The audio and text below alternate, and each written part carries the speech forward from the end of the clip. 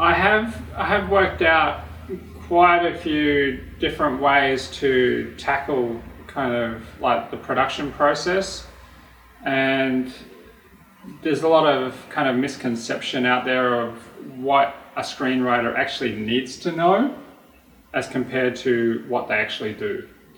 Now, I am fully in the belief that a screenwriter, if you're just writing a script and you think, okay, well, I'll just write the script, just like you would write a manuscript and try and sell it to a publisher. So screenwriters do the same kind of thing. They write a script and they hope to sell it to a producer or a director or the reader. It's basically the reader, whoever that might be. It might be someone who's, hired to just go through a million scripts, and go through the first couple of pages and go, nah, yeah, maybe put it to the side, read more, pass it on to the next person, and so forth. So ultimately, at the end of the day, you're actually writing for the reader, whoever the reader is.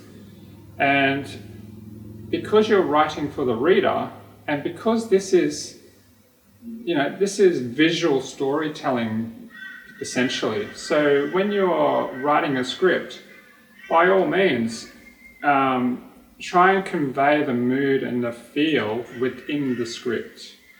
Now, for someone to be able to do that, they need more skills, in my opinion, than just merely understanding story, right? Because this is a visual medium. So think about it in reverse. Think about the film already being made. Think about those people in the audience. Think about their reactions to your choices that you've put in the script, right? So whether that's dialogue or all the rest of it. However, there is that gap in between as well.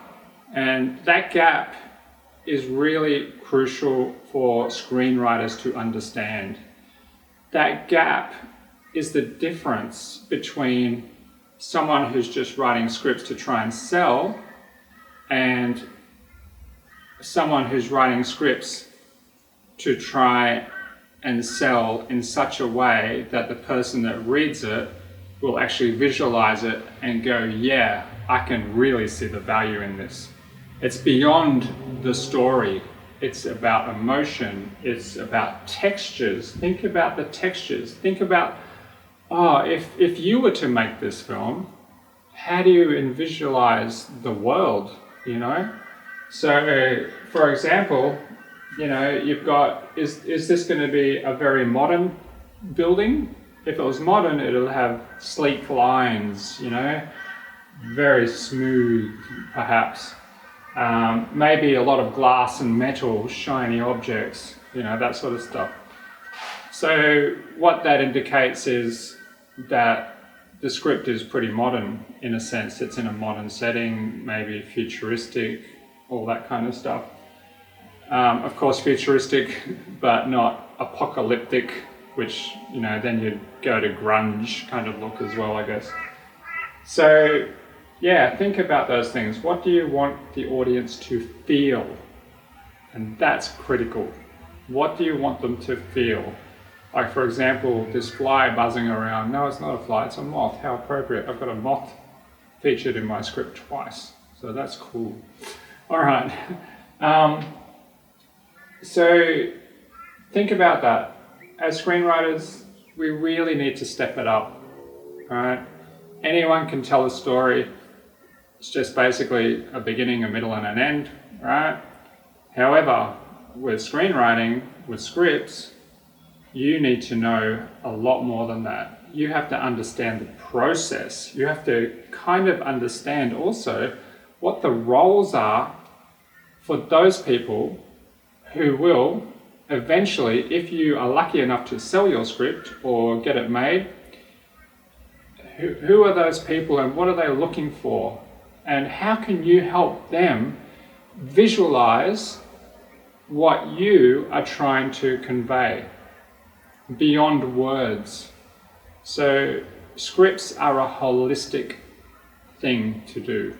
Like, they are not not just like a novel where you can describe every element and, oh, he's thinking about this, she's thinking about that. That's very easy to write and you can explain that away.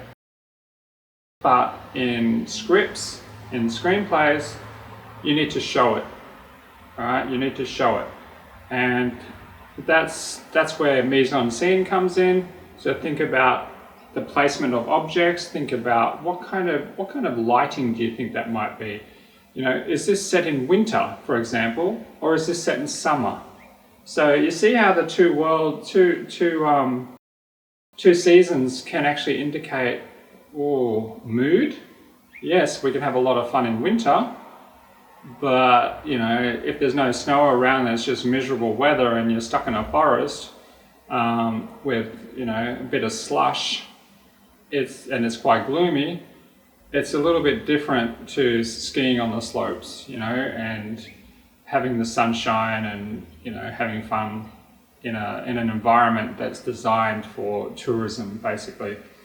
So sunny compared to miserable, winter compared to summer. So you think of summer, you kind of think of the beach, you think of people, taking their clothes off or whatever. So there's those elements, I mean, even autumn, the leaves are falling, the changing of something, but that can reflect in the mood of the character as well. There's a change happening, all right? So you can use all those metaphors or symbolism or whatever you want to use. So it's beyond that. So autumn colours are very different to winter colours. Cold winter colours, you use blues, whereas with summer you would use a warmer sort of colour. A lot of golden browns, gold, yellows, that kind of stuff.